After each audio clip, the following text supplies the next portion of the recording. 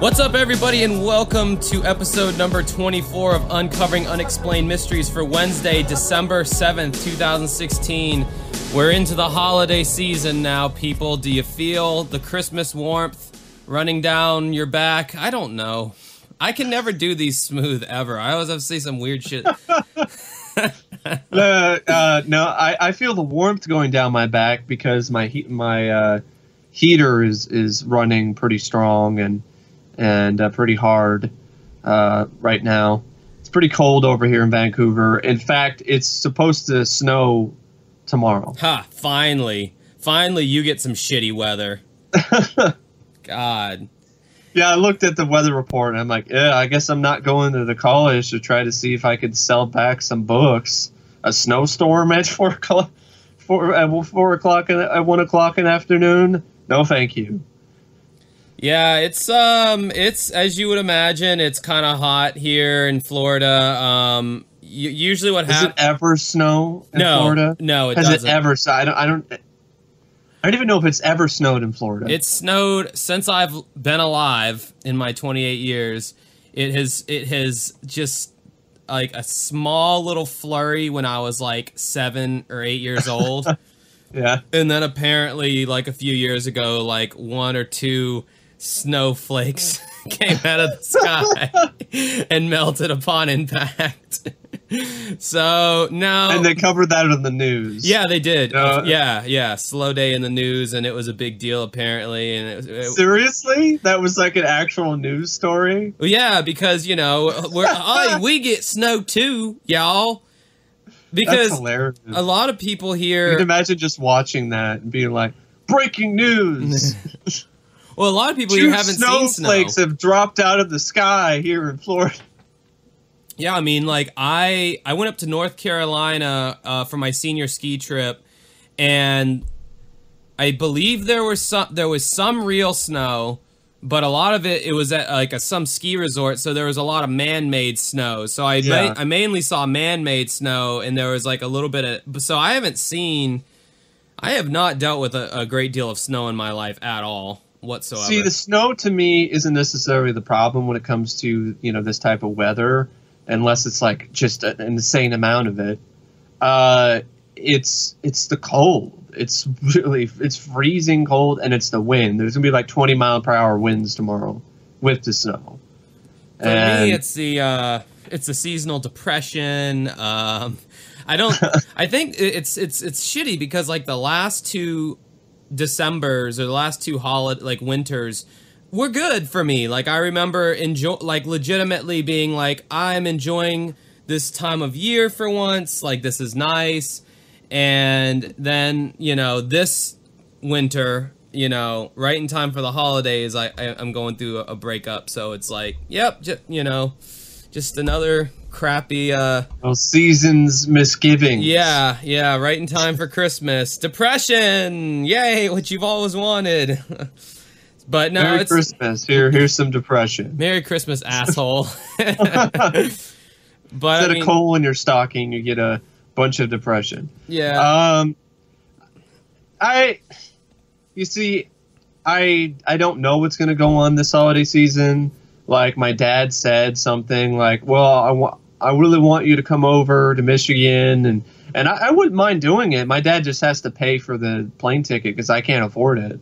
Because my stepbrother is going to be there with his son. Yeah. And, he's technically the only brother I technically have, and he does want to see me. So, and he's an ex-con, but he's the type of guy who's not really a bad person. He just fucked up and did a stupid thing, and it cost him big time because he got in a fight with a cop. Oh, nice. So, Yep, that'll do it. Yeah, exactly. But he's I think he's out already, or he's he was in a halfway house last time I heard from him. So drugs and getting involved with fighting with cops that doesn't work out. So one of the things he really wanted, because he's going to come over to visit my dad, he wanted me to be there. So I wouldn't mind being there. But hey, it's the 7th. You better be getting the ticket soon, otherwise it's going to be an astronomical amount of money, regardless of where, if you know, it's some middle of nowhere place like Hesperia, Michigan, because it's still going to be expensive. Yeah. All right, the first case that we're going to talk... Well, okay, may I remind everybody that this is Fan Request December, so we're giving back, and all the segments you're hearing in December are going to be fan requests, unless we run out, which I highly doubt that's going to happen. So if this show sucks all through December, it's all you people's faults. That's always a good thing to do, is blame the audience. So this first one, that segment that we're going to be talking about here, is one that was requested. This one has been on my request list for a long time, so this is a case of Patsy Wright. All right, the case that we're talking about is about Patsy Wright, who was a wealthy Texas woman who was found dead, and a lot of people think that it was due to mysterious circumstances. It wasn't just suicide. It was murder. Now, this case began in October of 1987, where Patsy ended up experiencing her unexpected death. Even her own daughter was, of course, shocked and did not expect that this would happen. Of course, you know, she was healthy. She was... I like how I thought it was interesting the way that she described it. She's like, you would never expect that to happen. She was so alive. She was so healthy. I'm like, yeah, of course she was so alive before she was dead. She loved breathing so much. She had such an affinity for oxygen. It was just weird that she would just, like, not be living anymore. I know. I had to, because that's just such a really... Well, I mean, I guess, you know, I mean, honestly, in my own, I guess, in my own family, there's some people that, like, if I were to get the news that they passed away, I wouldn't necessarily be surprised. But there would be other people in my family, if they were to pass away, I'd be like, what? They were so alive and full of energy. So I mean, I guess I kind of get that to a certain extent. Yeah, but I guess that's just a statement that for me personally, I just never really got. Yeah, I mean, it's yeah, you know. But anyway, she said, you know, she was so healthy, there was nothing wrong with her, and when it happened, you're just in awe because you never expected that to happen to her. Exactly, it was very unexpected. 8 days after her memorial service, a routine autopsy was performed. The lab technician checked for 56,000 different foreign substances in Patsy's blood samples. And they had a computer that did this, right? Like, this computer, like, automatically, like, beep, boop, boop, boop, boop, beep, beep, boop, boop. And it, like, synthesized, like, for all these different kind of things, which I didn't know they had that now, let alone back in, like, the 80s. Yeah, it's probably even more complex and effective nowadays. So the lab technician checked for all these different substances in her body, and the machine all of a sudden actually showed a positive reaction. And within seconds, the substance was identified. Strychnine. Because of its horrible side effects, strychnine poisoning is considered an unusually cruel way to die. Death by strychnine is also very rare. In the death of Patsy Wright, in Arlington, Texas, the authorities faced a puzzling question. How had this dangerous poison entered Patsy's bloodstream? How indeed. The morning of Patsy's death, a frantic phone call woke up Steve and Sally Horning, who I believe might be, the caller was Sally's sister, Patsy Wright. I'm thinking they're neighbors or something, or they were staying at the place or something. I thought it was her sister that called. Okay, yeah. So her sister is... Her sister and her husband. Yeah. So Sally's sister was Patsy Wright, I guess. Patsy told her sister that she took some cold medicine and was feeling nauseous. She then collapsed while still on the phone. Fearing for her sister's safety, Sally and her husband drove to Patsy's house. They got up to the house and then went to the front door, but the door was locked and they couldn't get in. So when they got in, they then saw that Patsy was in the bedroom, and they thought that she just looked like she had kind of just passed out. And so they thought that's just what had happened. So they tried to get her up, and it didn't work. And then Sally's husband, Steve, began to perform CPR. And when he was doing that, he said a lot of green fluid came up from her, out of her mouth and from her lungs. And I would continually spit that out onto the bed. Or there was a towel there, I remember. Like, fucking gross. Yeah. That would be disturbing, to be performing like mouth to mouth on someone and then like all this green fluid. It's like it's like The Exorcist or something. Yeah. Expect our head to spin around 360 degrees. The medics were unable to save her, sadly, and Patsy died shortly thereafter. At first, no one suspected foul play, but in her phone call, Patsy had mentioned taking cold medicine, which this bottle of cold medicine was later found to contain huge amounts of strychnine. So authorities ruled out product tampering or suicide. Why would they rule out product tampering? Isn't this similar to what happened with the Tylenol or this kind of scare that happened in the 80s, where there were these pills that were laced with poison? Yeah, and that was, and if this is the correct time period, then that was before any kind of tamper-proof packaging was in place. Yeah, it's 1987. So, they could have still had tamper-proof packaging, but, I don't know why you would just quickly rule out that. But they ruled it out suicide, which doesn't really, I don't get it. Like, what... And why? But I can understand. Of all the ways to die, why would you pick strychnine poisoning? Patsy Wright seemed to have everything to live for. She had 2 children whom she was very close to. Patsy and her sister Sally were both successful businesswomen. They owned 2 wax museums worth millions of dollars. I don't know if the wax museums are worth that much nowadays, but. Have you ever been to a wax museum? I have not been to a wax museum. There is a tourist trap down in St. Augustine, Florida, by my city, and it's the Ripley's Believe It or Not Museum, and they have some wax stuff in there, and they basically, if it's some kind of a tourist kind of attraction, or tourist trap in this case, they just kind of like, gouge you for cash to go to their shitty tourist trap. And that must be a really shitty Ripley's Believe It or Not museum, because it is the one I remember going to in Newport. I think it's in Newport in Oregon, but I remember it being quite good. I thought it was a lot of fun. And there's also a wax museum there, and I think I also saw that. I remember I think there were some Star Wars wax, not really puppets. I don't think there was such a thing as wax puppets. It was, wax figures. I remember seeing Yoda. I remember seeing, I remember seeing some really big fat guy made. I think it was the world's fattest guy made out of wax, and then they had like the world's tallest guy, I think, made out of wax or something, or it might have just been a normal, whatever they normally make them. I don't fucking know.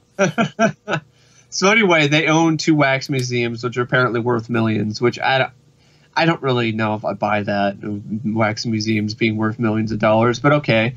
Also, Patsy had just bought 3-quarter horses and planned to train them herself. Sergeant Jay Gustafson of the Arlington Police began to investigate Patsy's death as a murder. He had 2 clues which made him think that the killer was probably someone Patsy knew very well. First, the burglar alarm had not been set on the night that she died. Second, only those close to Patsy knew that she had a habit of taking nighttime cold medicine before bed. Yeah, that does raise some red flags, that's for sure. The first people Sergeant Gustafson questioned were Patsy's sister and her brother-in-law. The sergeant looked for a motive. Patsy's wealth came from 2 wax museums she owned with Sally.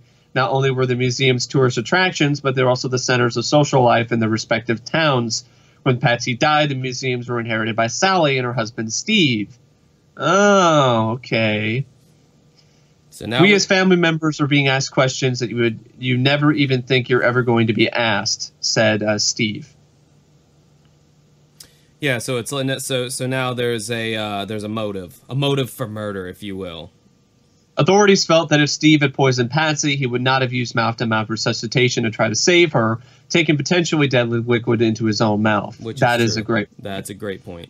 Steve and Sally Horning, along with other family members, voluntarily took polygraph tests. All of them passed. That doesn't mean anything, because polygraph tests are no longer accepted in courts anyway as evidence in any case. Were they ever accepted? I don't think they were ever. I don't even think they ever were. So, because, you know, they're not really viable. They're notorious for people being able to easily pass them. Patsy's ex-husband, Robert Cox, was also questioned by Sergeant Gustafson. He was offered a polygraph test, the same as several others that had interviewed and taken statements from, and he refused to take the test. Patsy had obtained a restraining order against Cox during their separation because she claimed he was harassing her, but Robert Cox maintained his innocence, and there was no evidence to suggest that he was guilty. I mean, out of all the suspects, the potential suspects, Cox does seem like the most plausible one to me. Is he the I one? Don't know about you. Was he the husband? Yeah, he's the ex-husband. Oh, right. Yeah, that's right. You know, I don't know. Although it could be Sally, because she might have wanted, you know, the business. I don't think it was Sally. I think that, I don't know, you know, like, I really, like, you brought up a good point at the beginning. It's like, why was tampering taken off the, you know, table as something that could have been, you know, because there was that whole aspirin epidemic thing going on in I think it was Tylenol. But yeah, because I think whatever. it was like these capsules that you break open. Yeah. And you can put stuff in, and then I think they put them back together, and then... Yeah, so, I don't know. I'm looking up the Chicago Tylenol murders right now to see when that was going on. Okay, so that happened September 29th and 30th of 1982. And for anybody that was... Yeah, before that. For anybody who doesn't know, it was a series of poisoning deaths resulting from drug tampering in the Chicago metropolitan area in 1982. The victims had all taken Tylenol brand acetaminophen capsules that had been laced with potassium cyanide, which that stops your heart instantly. Potassium cyanide. It's used in war, you know, whenever a spy is That's captured. the stuff when they, you know, use the tablet and they put it in their mouth and they bite down on it. Yeah, and it just stops your heart as soon as it gets in your system. A total of 7 people died in the original poisonings, with several more deaths and subsequent copycat crimes. The incidents led to reforms in the packaging of over-the-counter substances and federal anti-tampering laws. So yeah, I guess this was after that, so... I mean, maybe, I don't know, maybe it was, but then again, they didn't get to the bottle and it was new, they got to it, who knows, I mean, honestly. Yeah. And also, just a side note, for anyone who might be wondering, strychnine is, it's colorless, and it is bitter as far as taste, but I mean, if you've ever taken cold medicine, you know, it's bitter as well. So yeah, exactly. So it'd be very hard to tell the difference. Yeah, to decipher. I mean, it'd hide right in there, you know. So that's something that they, you know, I guess they wouldn't take the time out to explain that on the show, but that's something I just looked into as I was thinking about, because I was like, you know, oh, I wonder why she did. And apparently, yeah. Also, on the night that she died, it appeared that someone had been with her. Next to her bed were 2 empty dinner plates on a tray. Could there have been an unknown visitor that night, intimate enough to know Patsy's personal habits and share a late-night dinner with her? Or maybe she just had 2 meals, or she used 2 plates for whatever she was eating that night. I've done that before. I've had 2 dishes before. Like, I've had a plate full of chicken, and then I've had an extra plate where I put salad in it. Because I don't want to mix my salad with chicken. I just want a picture of you sitting down with, like, a big plate full of just fried chicken in front of you. Like, I just want to see that image for some reason. I guess it's because you're so skinny, and, like, I don't know, it just the thought of you tearing into a plate full of chicken is something I can't mentally picture. Myself, I can picture that very easily, because I used to be fat, you know, so yeah. The thought of me doing that isn't so surprising, but seeing you know, just tearing into... Anyway, yeah. But that's what I'm saying. That doesn't necessarily mean that she had some late night visitor, some unknown visitor. Yeah, I mean, but with typically though, I don't know.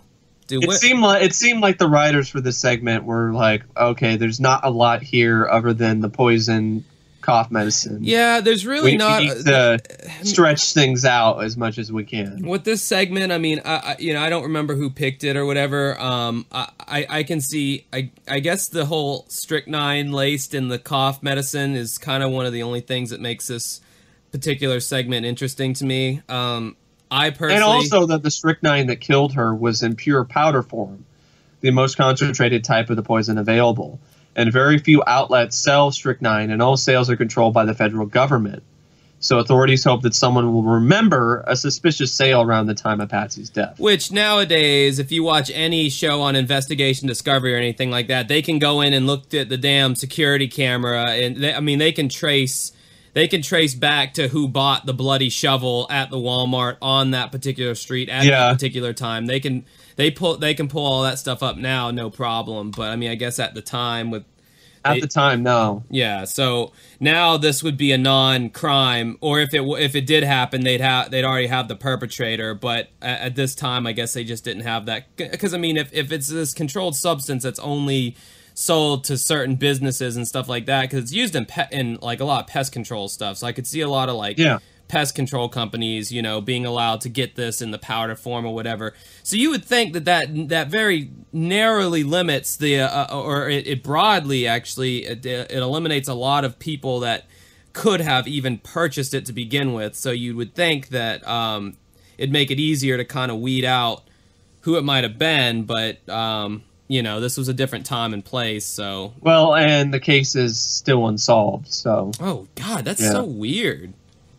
Yeah, you're gonna find a lot of cases on this podcast tonight you're really gonna learn that not every killer or not every evildoer gets their day from this episode tonight, because there's a lot of cases that I think there's probably a pretty high percentage of, especially around this time, of crimes that people got away with and were never prosecuted for, or arrested, or put in jail, or these crimes were never solved.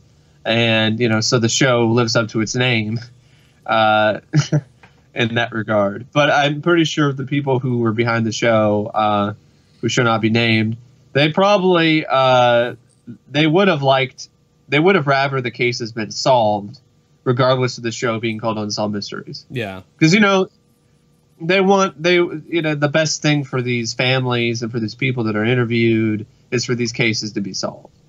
Yeah, I mean, it's rare that you get a show that's entertaining, well-written, well-made, and does a public good. I mean, it is almost unheard of that you get a show that has a combination of all those things. Now, even though... a lot of the stuff on ID is interesting, but it doesn't, here's this case, and here's what this guy might look like. If you see him, please contact us over the authorities. That type of show. There's one. It's John Walsh's new show. I think it's called. Oh damn! What the hell was it called? I forgot the name of the show. Because John Walsh is the guy behind America's Most Wanted, right? Which started airing around the same time as Unsolved Mysteries, and a lot of the same murder cases that were covered on Unsolved Mysteries were also covered on America's Most Wanted. And America's Most Wanted, when it was on air, it caught a lot of criminals. But it didn't really have the entertainment value that Unsolved Mysteries had with the. I remember. I have a lot of fond memories of that show. Yeah, no, it was a good show. It just wasn't. It wasn't. It just didn't have the theatricality that Unsolved Mysteries did. No, it didn't because I think it probably had a lower budget. That's why it didn't have as high of a budget as Unsolved Mysteries did. But I still think the reenactments were. And for the most part, we're on par with Unsolved Mysteries. I just think the host, John Walsh, I think he's a good. I haven't seen episodes of the show in years because I can't seem to find any of them. Oh, big surprise! I would like to, but I can't seem to find any of them anywhere. And I would like to revisit them sometime, but it's nowhere to be found. Not even on the internet, on sites. I can't find anything. So. But yeah, John Walsh has a new show that I don't remember the name of, but people who are familiar with John Walsh already know what it is. So that guy must be getting up there in years at this point, because I remember him being kind of gray-haired and stuff back in the day when I'd watch America's Most Wanted. He must be pretty. I think he was one of those guys who went gray early in his life. Well, he did. You know, his son was murdered and all that. And like exactly, you know, that was the you know, he has a definite connection to all of this. Yeah. So I mean, you know, ultimately, I have no. The show is called The Hunt. Oh, okay. It's on CNN. So there's a reason why I didn't remember it, because it's a very generic title. The Hunt for Pumpkins. What are we hunting for? I don't know. It could be anything. The Hunt for Red October. Who knows? Love that movie. I've never seen it. Have you seen that? Of course. No, I knew it. Of course I was just waiting for that. It's funny. I know. I wasn't even setting that up as like a funny thing where I'm like, hey, Mike, I just like by nature, I was like, haven't seen it, you know, like, I don't know. But yeah, I mean, this Patsy Wright one, would I have normally picked it? No, just because I didn't feel like it had a lot of meat on the bone, you know, and... I can see why it stood out to people, though, because the whole, just the idea behind, I mean, can you imagine that? You're already sick. You're miserable. Well, she wasn't sick. She got into that habit that a lot of people get into. So they didn't really elaborate on that. Well, they mentioned that she had a habit of taking this but every night. They didn't say like, oh, it's like for, you know. Well, I just know for no, it wasn't to. It's not to get high. It's got sedative qualities in it. So a lot, like my mom used to take Tylenol PM. Well, a lot of people are addicted to coffee. It does. It gives them a sort of high. That's what I meant. They drink coffee. Yeah, like rappers, you know, sipping their scissor out of their, you know, and that's a whole different animal. But what I'm talking about is people. There are people before they go to bed, and I you know, that they just out of habit they'll take 2 tablets of Tylenol PM and it just helps them go to sleep. That's essentially regardless. I mean, it's still a terrifying thing to think about. Well, yeah, because this is a regular routine that you do. It's like, for instance, you know, if somebody like laced your toothpaste with strychnine or something, and you're just doing you're not expecting and you're just brushing your teeth before you go to bed, and then you end up dead later. I mean, that's pretty freaky. Well, yeah, you just start feeling really shitty out of literally the middle of nowhere, and you're like, what's going on? And strychnine, just as a just to educate people here, it has a convulsant effect with the muscles, and so it makes you go into muscular convulsions, and it eventually kills you through asphyxiation, meaning that essentially, I guess your lungs seize up and you can't you suffocate, which has to be one of the worst deaths I can imagine. I mean, yeah, exactly. I used to have really bad panic attacks where I would like hyperventilate to the point where I felt like I couldn't breathe, and that feeling of like not being able to breathe is one of the worst feelings like ever. Yeah, that's a terrible. Another interesting point to make, I think, is they said the husband of Sally was eliminated because of his mouth to mouth. Well, there are some people who are clever enough that they'll do that in order to eliminate themselves as a suspect. So that's something to think about as well.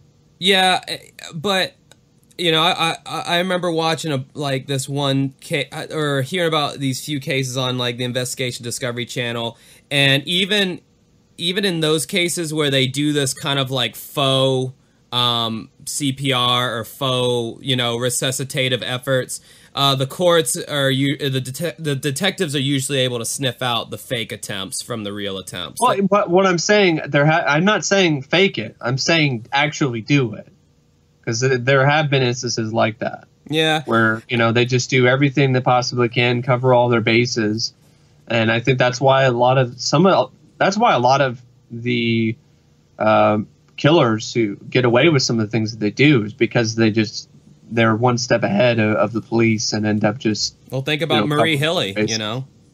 Yep. female Black Widow there, you know, like loving mother, and she was poisoning her husband and kids. So yep. I don't know who I don't know. I don't know either. I have no clue. I just have a guess, and you know, it could. I think there's probably, to me, I think I'm leaning towards either the ex-husband, but I don't know because she put a restraining order against him. But I still don't see what his motive would be other than just I hate you, bitch, and die.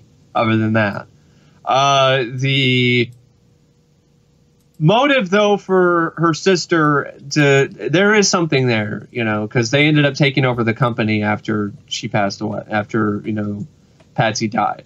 So, all I have is a wing and a prayer. Why was that phrase? Are you living on a prayer? Why was that phrase popular in like the 80s in so many songs, and then you literally never heard that phrase again after the 80s? Oh, a wing and a prayer. I don't know. Was it Bon Jovi? Is that why? No, you're thinking of living on a prayer, but there's like a lot of there's a lot of 80s pop songs where I remember the phrase on a wing and a prayer, and then it's like Nirvana happened and grunge, and then that phrase just became very passé. Yeah. Not that I'm complaining, because I think it's a very corny phrase that instantly dates something, but yeah. Anyway, that's a whole nother topic. Okay, so let's move on to Tommy Burkett, the death. I should say death because that's more all-encompassing than suicide or murder. This is another one of those cases where somebody got away with something, possibly, or who knows. So we'll delve into it. This was yet another request. So this one actually I think was pretty good. So I'm you know, I'm not saying the other one was bad. I'm just like, I was more with this one. I was like, okay, yeah, I could see why someone would want to talk about this one. When he died at the age of 21, Tommy Burkett was a junior at Marymount University at Arlington, Virginia, just down the road from Washington, D.C. Tommy's parents lived some 20 miles from the campus. His mother, Beth, was an instructor there. On Sunday, December 1st, 1991, Tommy was at home after the Thanksgiving holiday. Kind of around this time, actually. His parents had been out of the house for most of the afternoon, and his parents returned home. And when they came home, they confronted an unimaginable horror. The dad went up to Tommy's room. Tommy was sitting upright on a sofa in his bedroom. He had been shot once through the mouth. A revolver rested in his hand. Virtually from the moment that the police arrived on the scene that night, they've insisted that Tommy committed suicide. Case closed. Now, I mean, talk about unimaginable horror. Good Lord. I mean, your parents come home from shopping and, you know, you're thinking about Christmas. The dad goes upstairs.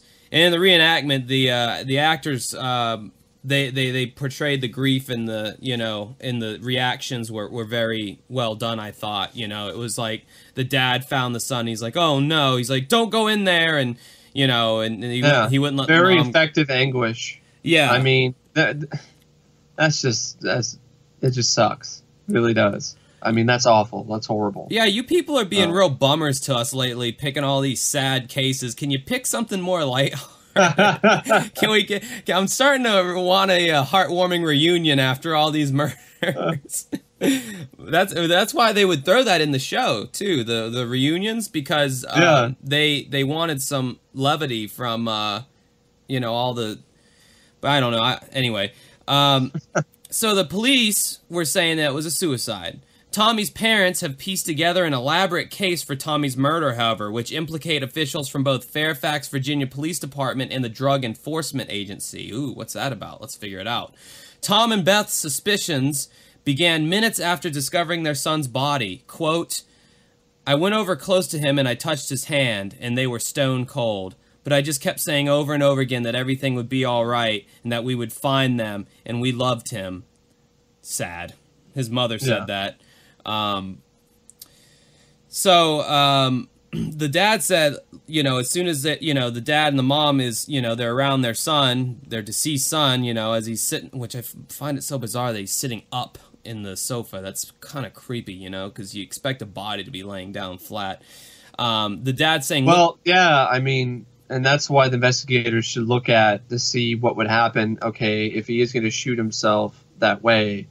Like, right, because I mean, they did what that. What is going to happen with the body? They literally, that's like your typical kind of ballistics type test. They did that for George Reeves, you know, Superman. They did that for, you know, they did that for Kurt Cobain. They did that for any time that it's thought to be a suicide and there's a firearm involved. They usually will go that extra mile, but apparently not in this case. The dad noticed that the gun, as he picked it up in his moment of emotion, he noticed that the gun, the cylinder was unlatched. He was surprised by this because the gun could not have been fired in that condition. Paramedics arrived at 6:20 p.m. The mother's quoted by saying, "After fire and rescue left, a uniformed officer entered the house, and he was in a hurry," which I thought was strange because my son had just died. The officer said, "Don't blame yourself," and she said, "I don't."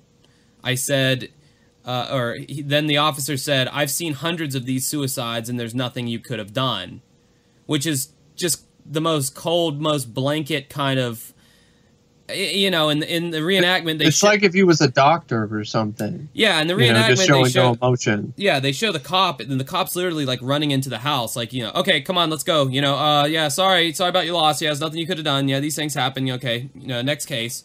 And that's kind of how it was handled. According to Beth and Tom, his parents, he soon after the detective went upstairs to investigate Tommy's room himself, he soon emerged with a bank deposit slip. On the bank deposit slip was written the words, "I want to be cremated." To which, you know, the detective was like, see here. Well, to me, when I saw that, I was like, well, I don't know. I mean, that's very specific for a suicide. Yeah, you know? It's not your typical suicide note. You know, I mean, it's not like addressed to the family. It doesn't really have this sort of, "I love you guys." It's sorry. not like, it's not an example of somebody who's, you know, most of the people when they commit suicide, you know, if they leave a note, you know, it's a representation of what's going on in their head on paper. This is just like, "I want to be cremated." Like, I don't. It's like straight to business, like just business. Yeah. It's like, "Hey, I left my keys in the second drawer in there. If you need to take me and use my car for anything. Oh, by the way, I'm dead." You know, it's kind of like one of those, yeah. You know, kind of weird, very cold. Imagine that. Yeah. That's the suicide note. But after the detective showed them that slip, the parents' response was that wasn't Tommy's handwriting, you know. And I'm sure the detective, who's already in a hurry, was probably like annoyed by that. Like, oh, of course, the parents don't want to accept that it's a suicide, and of course they're saying it's not his handwriting. Then Tommy's dad told the detective that fire and rescue squad said that Tommy's been dead for hours, to which the officer said, "No, it just happened." He said it probably happened when you were driving down the street. And I'm thinking, like me, Josh, I'm thinking to myself, gee, that would make me feel real good as a parent. "Oh, yeah, no, it just happened. It probably happened right before you guys drove into your house, actually."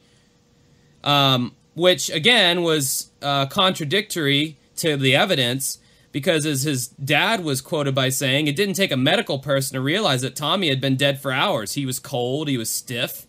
Any layman would have surmised that he had been dead for hours. According to a spokesman for the police department, though, for this show, a thorough investigation had been conducted. To the police, the facts spoke for themselves. It was an open and shut case of suicide. But it told a different story to Beth. It was just the unlatched, you know, it was the unlatched gun, the suspicious note, and then Tommy's glasses, wallet, and driver's license were all missing as well. 2 days after Tommy's death, his parents went to his dorm room to collect his belongings, which I can only imagine is one of the most depressing moments of a parent's life, or anybody's life who loses a loved one. One of the administrators walked into the dorm and handed Tommy's parents his driver's license. But then the administrator wouldn't give out any information about the student who turned in Tommy's license, which is, again, like, why, you know, well, who turned it in? Maybe we should be talking to this person. And it was kind of one of those, I'm sorry, sir, we can't give out the information. Why the fuck not? Someone just died. Why wouldn't you? It could be policy. I mean, that could be it.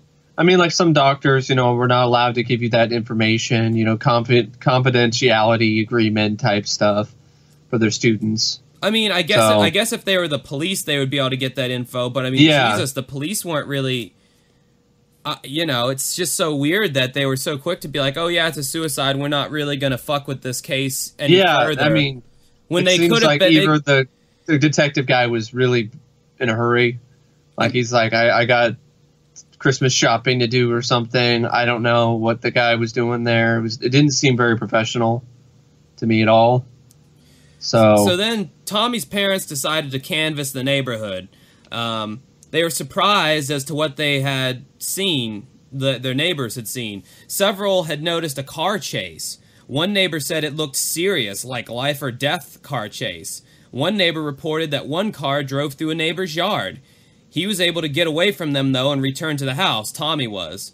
Another neighbor observed a peculiar incident at 5:15, hours after paramedics said that Tommy should have been dead. The neighbor said that she observed Tommy's car being driven erratically without its lights on. And I'm guessing at 5:15, this is, December, so it's dark already. So this Tommy's car is driving erratically in the neighborhood with the lights off, which was suspicious to the neighbor because it was unlike Tommy's driving habits. They were very surprised that law enforcement didn't contact the neighbors. Then a representative for the case on the police side of things said that they did contact the neighbors and they found no info that led them to believe that it was a suicide. I don't buy that. This screams of a cover-up by the police. It screams of, why? To me, the reason why I don't buy it is because why would the neighbors give that information only to the parents? I mean, that's they probably relayed the same information. Oh, he was being chased by some guy in a car to the police. Right. Yeah, I mean, it's not like the police carry around like a progress report that says, okay, here's all the things that, here's all the people we talked to and what they said, and we're showing it to you right now to prove that, we did that. They don't give that to the parents. They just say that, an investigation was done and we found that blah, blah, blah, blah. I mean, that's just kind of their blanket thing that they say. Then later, on top of all this, Beth found blood spackles by the stairs. They informed authorities, but nothing was done. Then Tommy and Beth made a bitter decision. They decided to have Tommy's body exhumed for a second autopsy. The new findings added to their growing belief that Tommy was murdered. Unexplained abrasions, bruising around the right ear, and a broken jaw. That's pretty... I mean, that's telling. That's telling as hell. Exactly. That's definitely telling. So then the parents hired Paul Kish, a forensics consultant, and he concluded that the scene was not consistent with suicide and that there was some other violent altercation that went on, like some sort of a gunshot or something like that, but not in like a suicidal manner. Then a spent bullet was found in Tommy's room, which bolstered Beth's belief that the suicide was staged. Unable to identify tissue on the lead bullet core was one thing, because, they figured, well, you find the spent shell, you'd find some kind of human tissue on there. They also had a negative test for blood. To Tommy's parents, the terrifying picture of Tommy's last hours began to emerge. Beth resolved to find out if Tommy telephoned for help on the day that he died. She said that the person she was speaking to said on the computer screen it showed his name and the time he called. He made 2 consecutive calls, but the messages have been deleted. She was like, well, how do I find out what those messages were? I need to know what my son said. And so she said, the operator lady said that she had to check with her supervisor. And then she also found out while she was talking to her that Tommy had filed 2 complaints Now, I'm guessing this must be some kind of campus operator or something, because obviously you don't, or maybe it was the, no, I guess this could have been just the normal 911 operator, because I guess they could pull that information up too. She then learned that he had filed 2 complaints, and when she came back from consulting with the supervisor, she had an about face and said that, no, Tommy never called 911, and I don't know why his name is coming up on the computer screen. Now, I mean, come on, dude.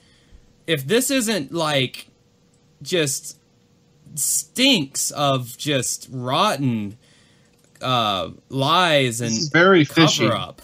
Extremely fishy. Like, you could smell this fish from a mile away. Fishy. This is...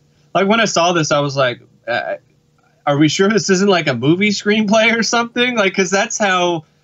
just crazy this story is, because it seems like it's just something straight out of like Jason Bourne or something. You know, there's all just all these different layers to it. All this, it's a total cover up. The going to the 911 operator, and then she goes in and says, "Oh yeah, your son did make some calls, but the messages have been deleted." And then you ask for them, and then she goes and talks to her supervisor. They're just like, I don't know why his name is on the computer, but he didn't call 911. Yeah, it doesn't work that way, you know. A name isn't just going to be there in error for maybe one instance. Okay, I'll give you that. But for 2 separate instances, I don't buy it.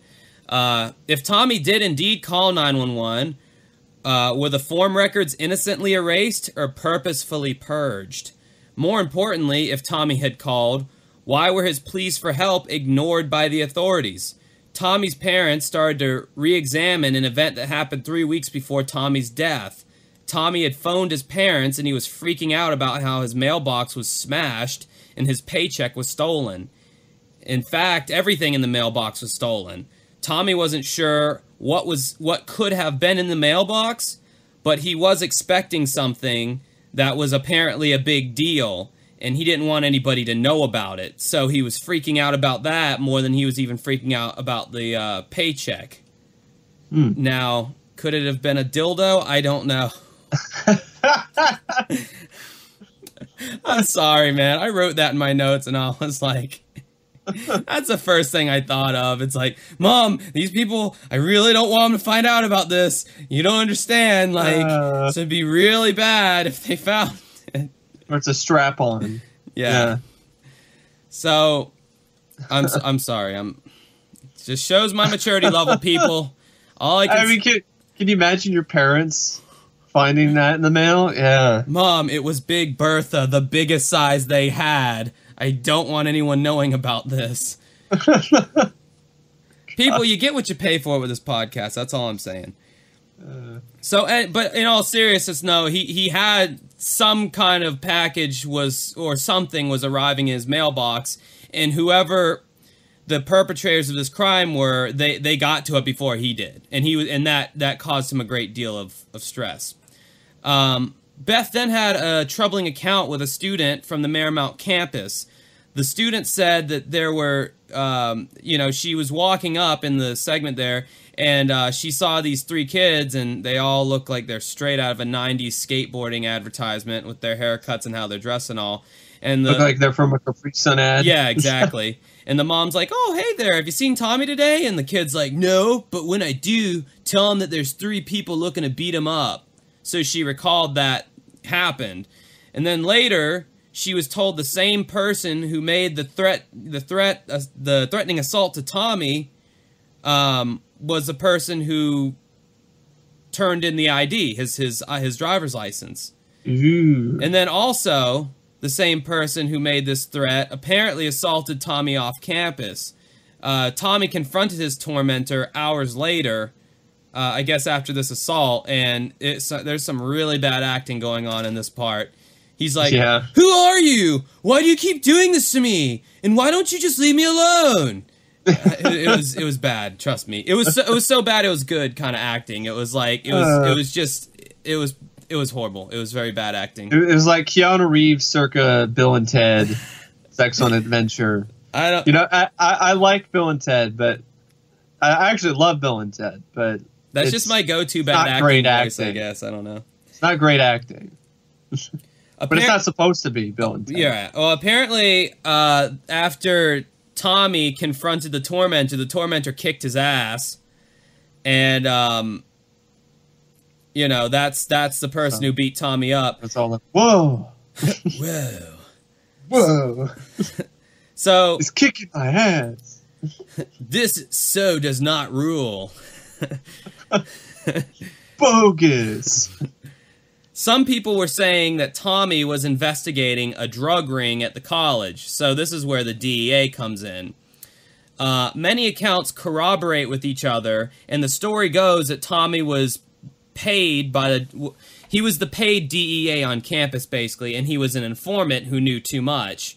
According to Beth and Tom, an informant said Tommy was beaten to death with a baseball bat, and phone books were used to minimize marks and absorb blood splatter.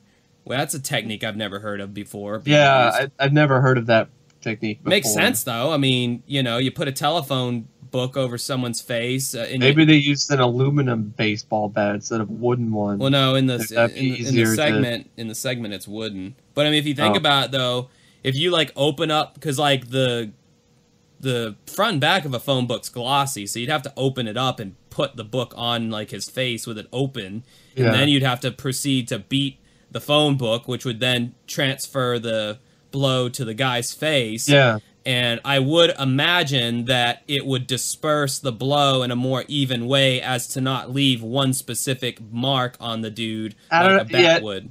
It just seems really, I don't know. It's a little far-fetched, but not outside That's the type of thing that I would like to see forensics experts actually try to recreate, to see if it actually could actually work.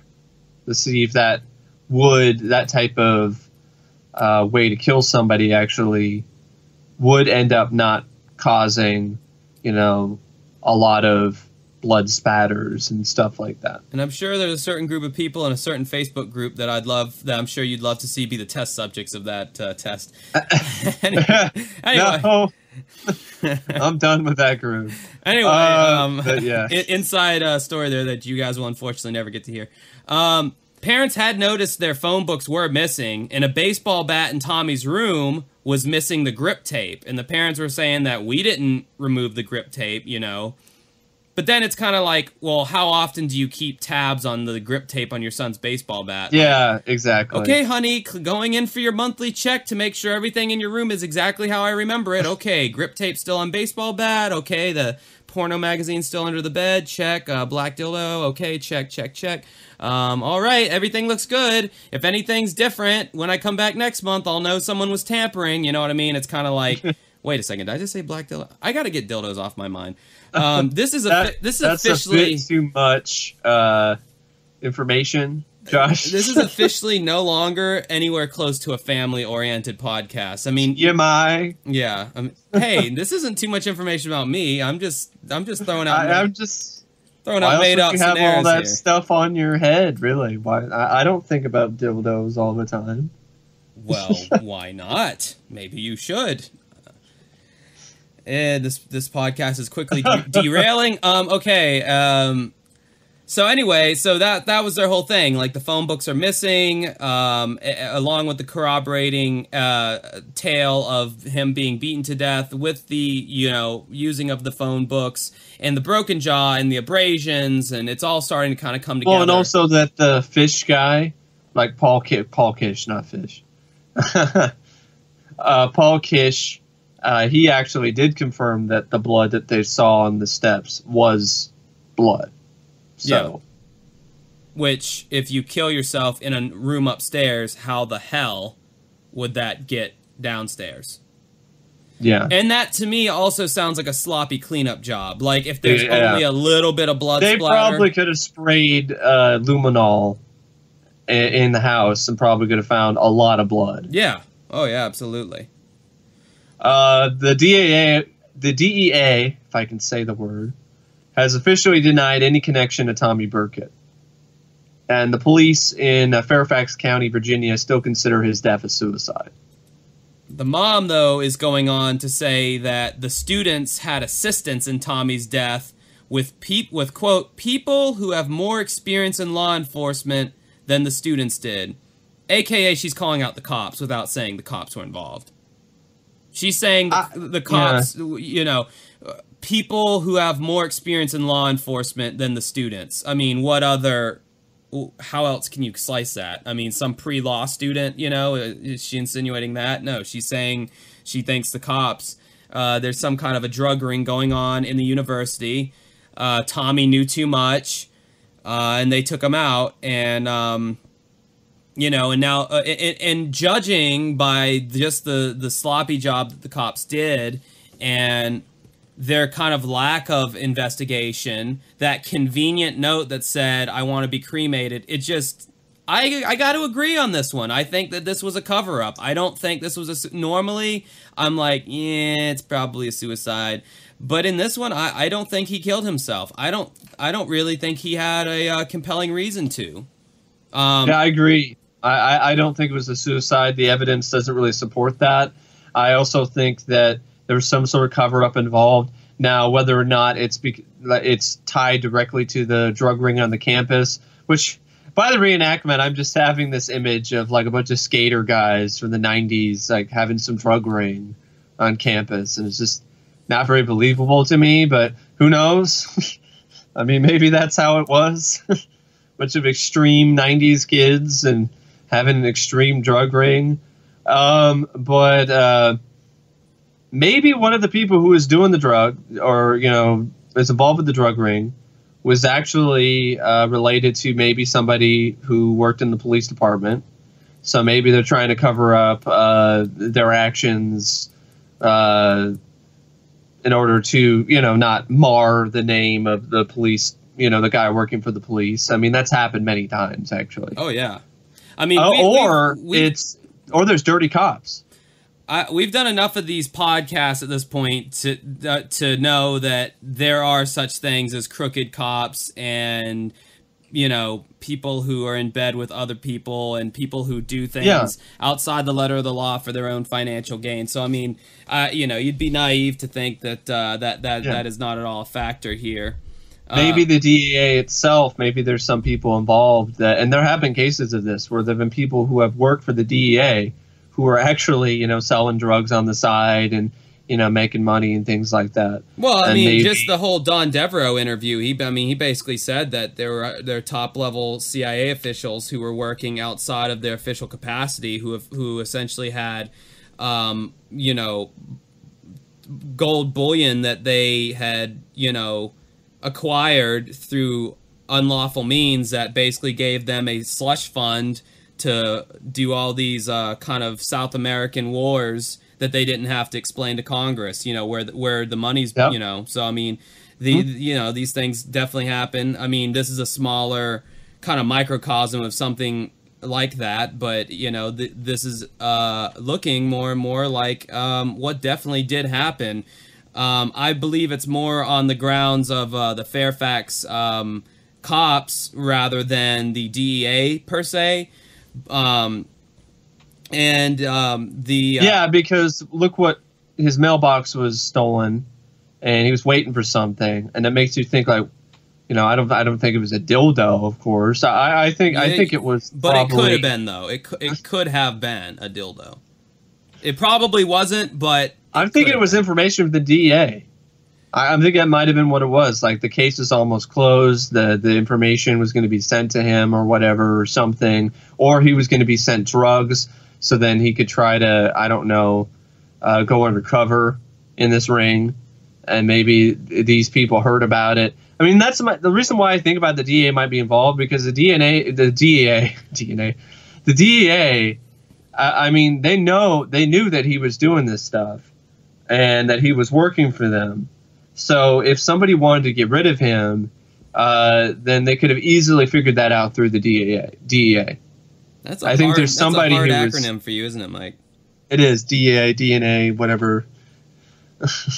Well, the segment does go on to mention that the FBI has since requested a probe into how the Fairfax police handled the investigation. So that just kind of bolsters that kind of train of thought of it being a murder instead of a suicide.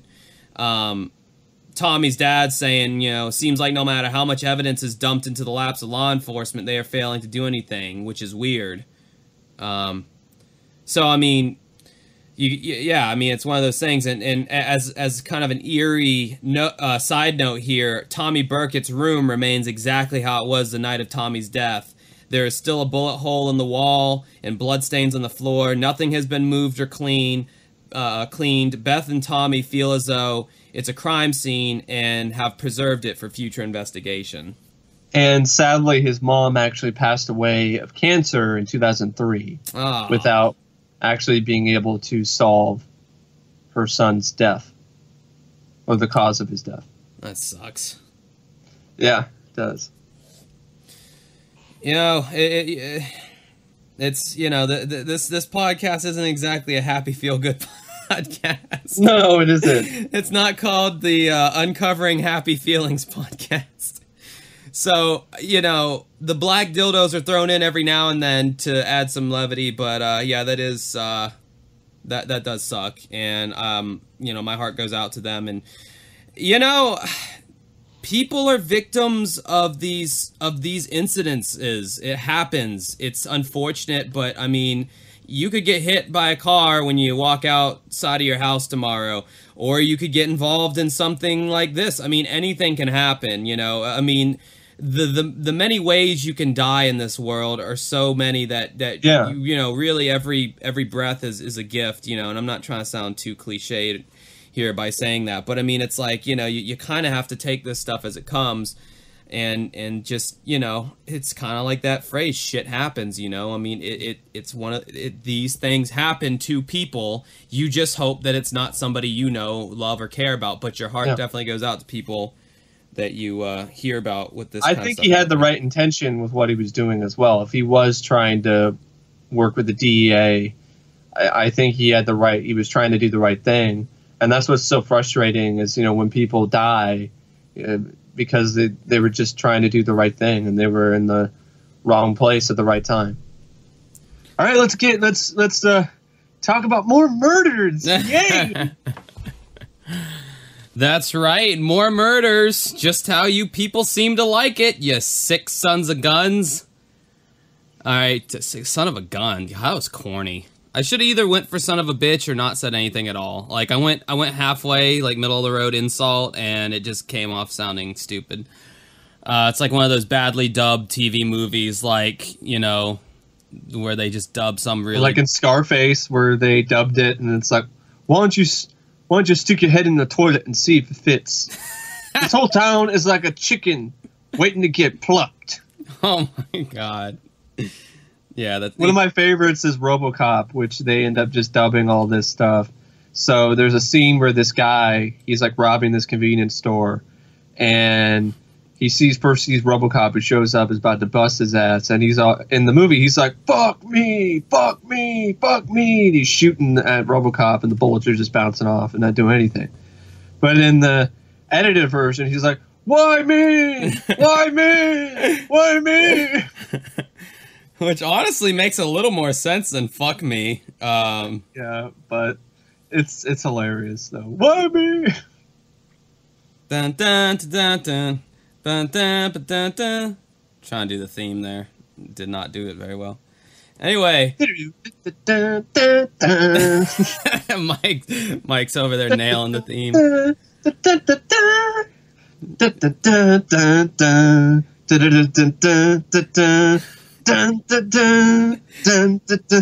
Yeah. Does that theme just get you pumped or what? Oh, it does. All right. Except when it's poorly remixed in the crappy reboot. That's awful. Well, we typically don't like reboots here at the podcast, so. This next case was in my hometown of Jacksonville, Florida. So, I don't remember who requested this. My brother could have requested this for all yeah, you know what? I think my brother did request this. Even though he doesn't listen to the podcast and he's an asshole, he was always like, dude, why don't you talk about the Bonnie Haim story? Like, that happened right here in Jacksonville, and they just recently updated it and blah, blah, blah. And I was like, okay, I'll add it to my list. And I guess here we are. So this request comes from my brother. It's a good case. Probably never listen to this. Who will never listen to this. Yeah, but just, you know, because he bitches about it and all, I can be like, I did cover the case. Now shut up. You don't listen to it anyway. I liked this case just for the fact that he has a personal connection to it. He works. Well, I'll get into that when we talk about it more. Jacksonville, Florida, Christmas morning of 1992. Yours truly was 4 years old. I was probably enjoying opening up some NES games for Christmas and some X-Men action figures, and I was not under threat of being murdered, unlike these people. A young wife opened up presents. Her husband, Michael, captured it all on videotape. Less than 2 weeks later, Bonnie Haim would inexplicably vanish. Police suspected that Bonnie was dead and the victim of foul play. Police suspected Michael. The most surprising witness turned out to be Bonnie and Michael's 3-year-old son. And I have so much more extra details than what's in this segment here, which is just always juicier. There were two sides to this contorted tale. Bonnie's side of the family, surprisingly, believed that she was unhappily married and willfully abandoned her son. But yet some members of Michael's family are convinced that Bonnie is dead and Michael killed her, which is usually not how this goes. Yeah, usually it's the opposite. Usually the wife's side of the family believes she was murdered by the spouse, and the husband's side of the family believed that she was unhappy and just left. But in this, it's the opposite, which is nuts. So he must have really made a good damn impression on the family. Because that's one of the first times I remember ever hearing it being like that when it comes to any case on the feature on the show. They then interview Michael's sister, who was basically saying Bonnie had to be dead because there's no way she would ever leave her kid. And you got Bonnie's dad, who's saying women leave their spouses all the time, and it's always unexpected. And it's just like, again, the weird twist of that, you know, the dad of, and it's like, well, why isn't she getting in touch with you, dude? Why isn't she saying, hey, mom and dad, I'm not dead, you know, just thought you might want to know that. You know, I'm safe wherever, you know, I am, you know, at this current moment, you know. So, anyway. And her son, I mean, you know, kid as well. It's like, Yeah. So most mothers don't really leave their kids, but there are mothers that never wanted the kid to begin with, so. Yeah, that does happen. Michael worked at as a manager at a construction supply company with his aunt, whose name is Yvonne. Yvonne's a pretty important character in this story. Bonnie did their accounts. Yvonne claimed that Michael was abusive to Bonnie at the office. Yvonne also claimed that at least once Mike's abuse became physical. Yvonne says that Bonnie decided to leave her husband and she opened a bank account in her own name. She had the bank statements mailed to her work. When Michael found out, he was enraged, and, you know, it started like this whole big thing with them. Michael confronted Bonnie about it, and she closed the account. But to those closest to Bonnie, they knew that she never wavered in wanting to leave Michael. She continued to put away money, she secured her own apartment, and she even looked into a new preschool to enroll her son into. On the evening of January 6, 1993... Bonnie came home from work at around 7:30 p.m. She planned to stop by Yvonne's at 8 to finalize plans for a baby shower. Whose baby shower it was, we don't know. At 8:30, she called Yvonne and said she couldn't make it. She sounded upset and she said her and Michael had gotten into a discussion. But the next morning, neither Bonnie nor Michael showed up to work. Michael claimed he didn't know where she went, and they got into an argument and she just left. Hoping for Bonnie's safe return began to dim when her purse was found in a dumpster by a Jacksonville airport. Yeah, when that happens, normally that person is not alive. Yeah, and Jacksonville only has one airport, so it's the one that we kind of live close to, which is creepy. I remember picking my grandma up from that airport, so I know exactly what airport they're talking about. #local. The purse was secured by a maintenance worker, and all the money and credit cards were found intact in the purse. Mike and his dad were in a kind of an investigation kind of area with in like some room. It looked like a hotel room according to reenactment, and they were in there with a police officer. And Yvonne came in. Michael's first statement to Yvonne was, quote, "What the hell was Bonnie doing with all that money?" Not, "Oh my God, my wife is missing," or, "Wow, this is crazy, I'm so sad." Yeah. None of that. That's suspicious. That's very suspicious. So Mike insisted from the start that he was not involved. He said that on the night of January 6th, Bonnie drove off alone around 11 p.m. He called his mom, Carolyn, to come over to watch their kids as he went to go search for Bonnie. That's eerie, because my stepmom's name is Carolyn. According to Carolyn, he was gone for approximately 45 minutes. He came back and waited for Bonnie. Never calling the police, detectives were less than convinced by Michael's account, which led investigators back to the airport, in which they found her car. What was unusual about the car was the driver's seat. It was more in relation to Michael Haim's size than it was into Bonnie's, so the seat had been moved. After the car was processed, they found a very specific shoe print on the driver's side of the car. The shoe print was tracked back to a pair of shoes that Mike Haim owned. The father of Bonnie says, "Well, that's interesting, but beyond that, I'm not sure if it means anything." He said, he said, my footprints are in my wife's car as well, but that doesn't mean I killed her. And well, I agree with that. I mean, I agree with that, but that doesn't have any. That's a completely different scenario. Like your wife isn't dead now, is she? Yeah, but it's not inherently bizarre for your husband's shoe print to be in the car. It isn't. But the seat being moved, that's more of a something. And the fact that the print had been made by the last person to drive the car. Yeah. Yeah, I mean,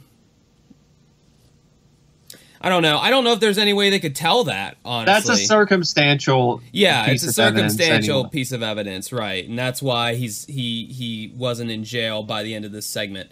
In a bold attempt to uncover the truth, police arranged for child psychologists to interview the Haim's son. From what the child said, the only conclusion was that there had been a domestic dispute and that Michael murdered Bonnie and removed her, and that their 3.5-year-old son had witnessed this.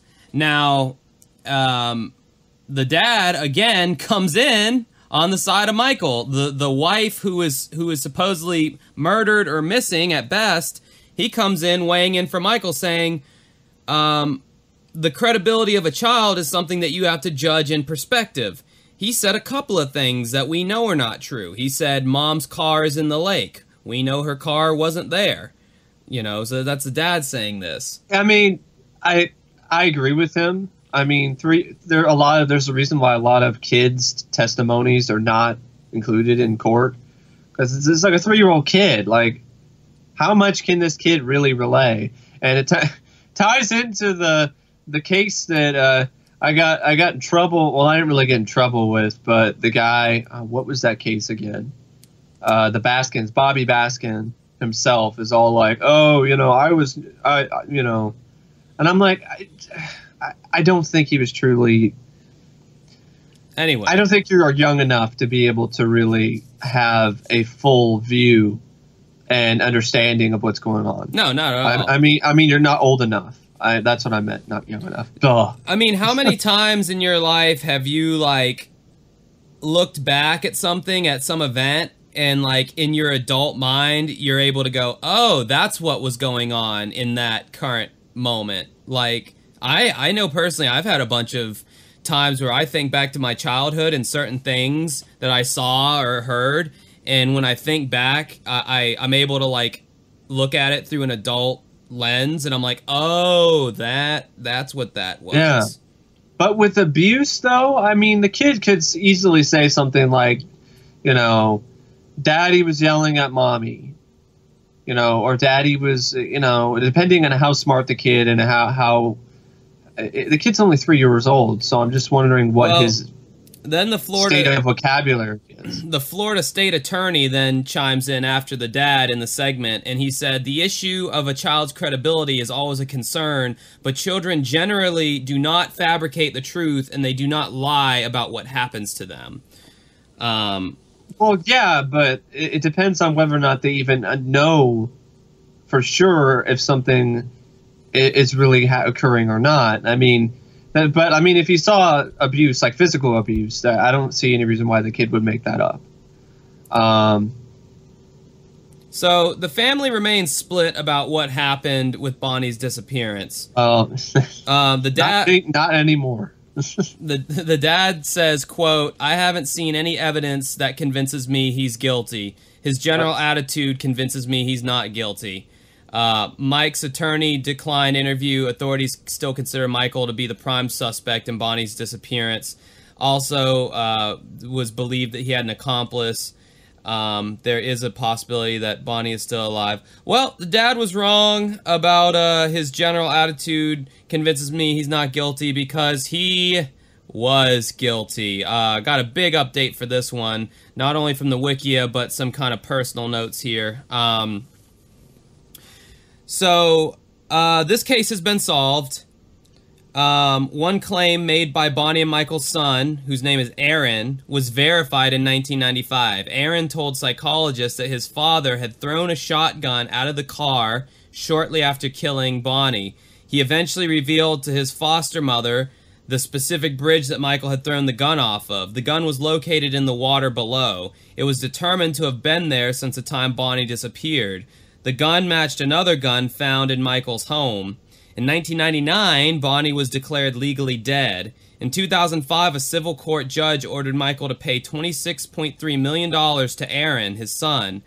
According to him, he still recalls helping his father hide his mother's body when he was 3 years old. Ooh. Michael's parental rights were terminated afterward, and Aaron was rightfully so, and was adopted by his foster family.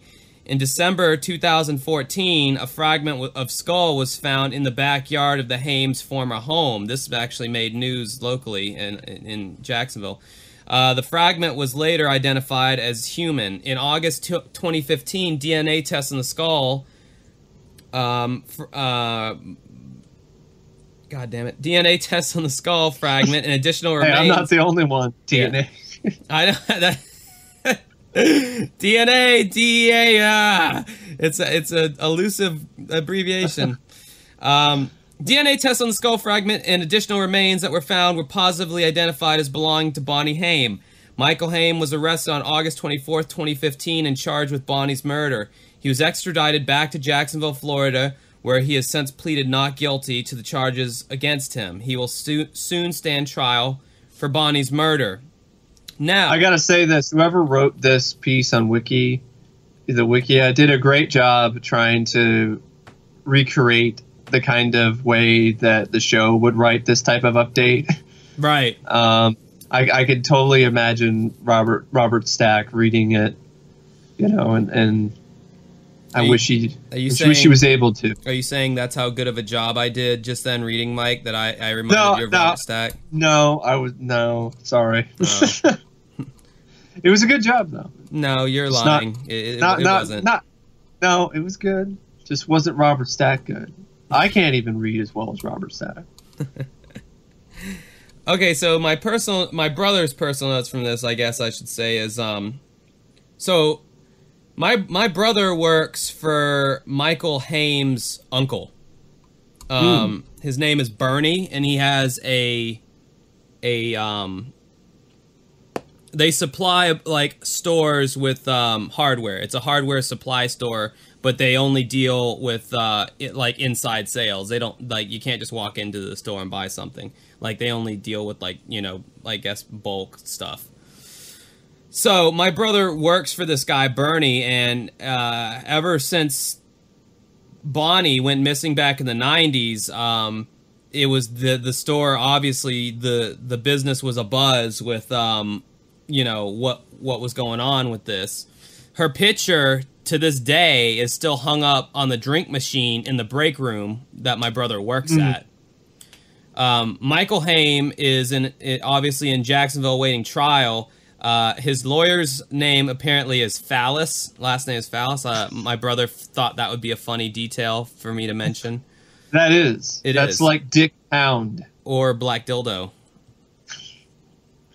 Imagine that's your name. I really hope I hope that Black Dildo doesn't become some kind of a theme interlaced through this podcast. That would not be good. Well, Josh, if you wouldn't mention it out of your mouth, it wouldn't be. Oh, good point. Michael is Bernie's brother's son. So the guy might work, anyway, his uncle, his nephew, whatever. My brother mentioned details that we already talked about, how Mike wore special shoes that left the shoe print. Bernie actually uses Michael's son, Aaron, as his yard man for his houses, because he has houses that he rents out. He was the one, Aaron was the one who found Bonnie's remains.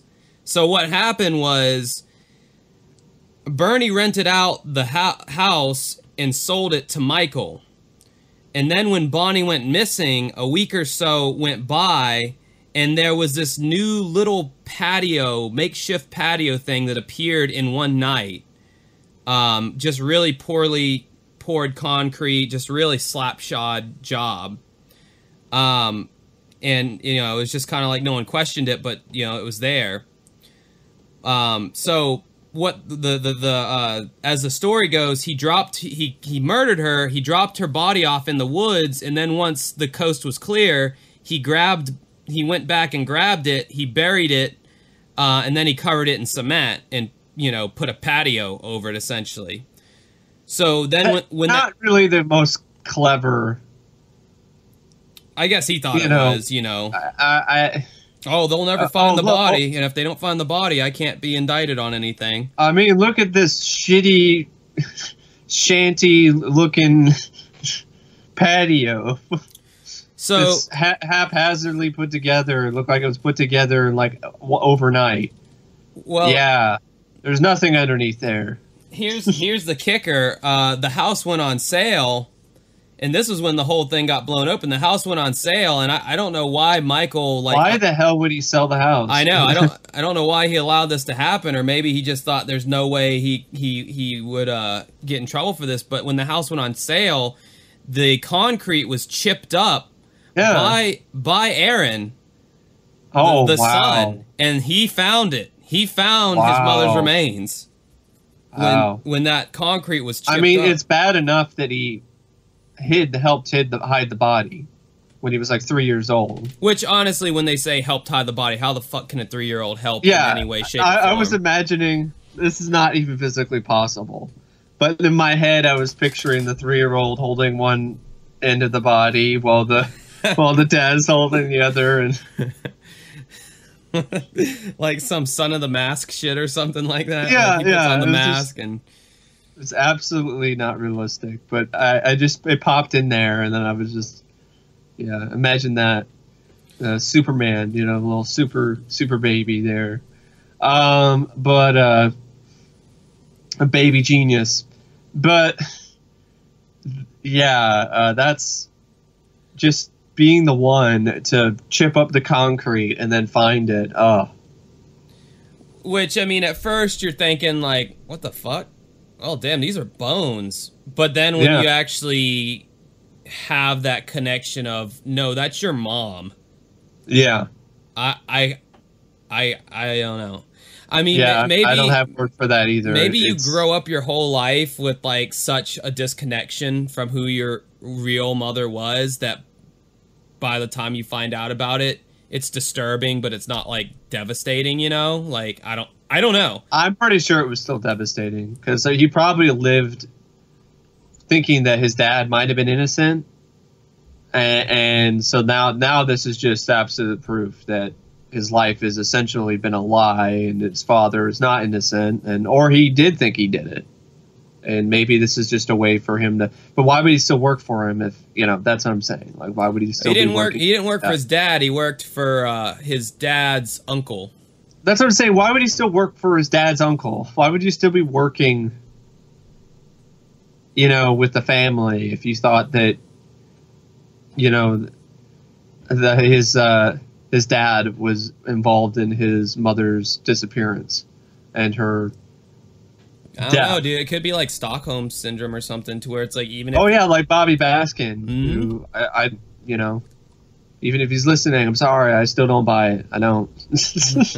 I really don't. If you want to know what Mike's talking about, you can get that additional segment on our Patreon, which is patreon.com/uncovering unsolved mysteries, for that and many other bonus perks. Boom. Nice plug. But yeah, just that was crazy. And first off, yeah, it's like, why would he think that people wouldn't find this? It's not very smart, because first thing I would do if I bought this house would be get rid of this shitty looking patio. I mean, well, I mean, really. usually cops, I mean, especially if you're being watched and like the neighbors, you know, are kind of I don't know why the buzz. cops didn't try to do anything with it either. Yeah, you build a damn, you know, a new slab of concrete overnight, you know, or new, you know, like all of a sudden it appears, you know, cops usually notice stuff like that. They'll note, you know, usually cops will notice there's a burn. Oh, why is there a burn patch in your backyard? Why is the trash completely empty now, you know, and it's not trash day, you know, why is there a new slab of cement, you know, good police work, they usually look into that shit and check into it, but apparently in this case, that didn't happen. And Is that a normal thing over where you're at? Just poor police work over in Jacksonville or something? Well, I mean, we have a pretty damn high murder rate here. Yeah. So, maybe certain cases took precedence over others, or maybe it's just one of those things where it's like, we don't have time. We have, like, there's a murder, like, every... Well, that's the thing. Jacksonville is such a huge city that the cops don't really have time to fuck around with, like, little, like, traffic violations and stuff. Like, they're going after, like, child trafficking rings and drug rings and murderers and shit. Like, that's the main stuff they're... You know, in the smaller kind of counties like Jacksonville Beach, which is its own kind of county or its own like municipality or whatever, you have the beach cops who are a lot more anal than normal Jacksonville cops who beach cops. They're mainly looking for DUIs, you know, they're looking for the party animals that go out to Jack's Beach and have a little too much and then try to drive. That's mainly how they get their I just imagine jollies. beach cops being... They're being they're equivalent to like a security guard. That's they're like they have their own like Jacksonville Beach sheriff's car. Oh, like, okay. They have their own cars and everything. I was just thinking about them, you know, just hanging out on the beach, you know, with the lifeguards or whatever, and or riding on bicycles. Thankfully, I've never had the displeasure. Like Pacific Blue. Yeah. Oh my god, I forgot about that show. Yeah, I've never had the displeasure of dealing with a Jacksonville Beach cop, but I do know that there were definitely several occasions where they set up traffic stops, like large scale, like for people trying to leave Jack's Beach, and they literally pulled over every single person who got caught on this one road, and they tested every single one of them to see if they had been drinking. And if you tried to like make a U-turn and like avoid the traffic stop, then the cop would go after you instantly. So that's the kind of shit they would do at Jack's Beach. But Jacksonville as a whole, there's just so much stuff going on. It's just so it's hard for them to, you know, really, like a small town where they're on your ass if you burp or fart. You know, in Jacksonville, it's kind of hard for them to really. Well, I heard it's illegal to like fart in public or something after 6 o'clock on a certain day of the week in Florida. I hope that's a real thing. I swear, I looked at it, like somebody was talking about it. I was like, it's a real law, like one of those silly laws. I'm sure in the city, there's a city over here called Waldo, and it's universally hated by everybody because they literally have a spot. It's like right behind this. I think I already told you about this on here, but they have a spot that's like literally carved out just for the cop car to sit, and it's behind some billboard, and it's a speed trap city. They literally make all their money off traffic tickets, and it's one of those things where the speed limit, because you're going from like a kind of a highway to like a smaller town, so the speed limit drops from 65 to 55 to 45 to 35, and if you don't abide by those laws, like right to the letter, they will pull your ass over and they will give you a speeding ticket. And that's how I got my DUI. I was driving through Waldo late at night like a dumbass from Gainesville, and I had been drinking, and I don't think I used my right hand turn signal because it was 3 a.m. in the morning and no one was on the road. So I was like, why the fuck am I going to use my turn signal? And there were cops who were parked on the grassy area, and they pulled me over. And yeah, anyway, that's how that happened. Sounds like Vulcanvania. Sounds like a real-life Vulcanvania from the movie Nothing But Trouble, which I guarantee you haven't seen. Nope. But yeah, in Florida, it's illegal to fart in a public place after 6 p.m. on a Thursday. Oh, my God. Well, I have a karaoke gig tomorrow, so I'm going to stick the mic right in my ass and fart in it. Just to piss off the cops. Anyway, that was our lengthy... This feels lengthy, probably because unbeknownst to you guys, me and Mike took a break in the middle, and I ate Pop-Tarts and Mike ate nachos, because I guess we got kind of hungry. That's the podcast. You can find us on Facebook, facebook.com/uncovering unexplained mysteries. Give us a like. Tell us what you think about us. Tell us what you really think about us. We can take it. You can support us on Patreon. I already mentioned patreon.com/uncovering unexplained mysteries. Almost said the old title there. You can check out me and Mike on YouTube. Mike's channel is youtube.com/OCP Communications. He reviews movies. You can find me on YouTube, youtube.com/Dancing with Ghosts. I do everything else that Mike doesn't do. So it's if he reviews movies, then I do everything else. So games, food, taste testing. It's like everything but the kitchen sink with my channel, it seems like. I do a lot of stuff, too. I'm not just strictly... movies, mostly. Folks. That's all he does. One-dimensional. Just snooze fest. Don't go... I'm trying to reverse psychology right now, Mike. Just go with it.